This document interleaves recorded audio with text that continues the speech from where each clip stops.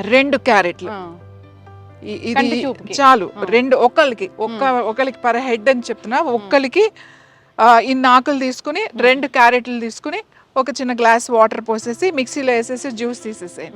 Juice తీసి వడపోసేసి తాగేసాయి. ఇది morning తాగొచ్చు, ఈవినింగ్ కూడా తాగొచ్చు. పిల్లలు స్కూల్ నుంచి వచ్చిన తర్వాత అలా కనుక ఇస్తే, ఇది వారానికి 3 రోజులు కనుక ఇస్తే వాళ్ళకి ఈ ఐ ప్రాబ్లమ్స్ అనేవి రావు. ఒకవేళ అలాంటి ప్రాబ్లమ్స్ వచ్చినా వాళ్ళకి తగ్గుతాయి. తర్వాత ఇది రాని వాళ్ళు కూడా ఇది అప్పుడప్పుడు ఇలా తాగుతూ ఉంటే, ఇలా ఇప్పుడు సీజన్ కదా మనకి, సీజన్లో ఇలా తాగుతూ ఉంటే తొందరగా సైట్ అనేది రాదు, పిల్లలకి ఐ స్ట్రెంగ్త్ పెరుగుతుంది. చాలా చాలా మంచిది, కంటి చూపుకి చాలా మంచిది. కంటి చూపుకి చాలా మంచిది.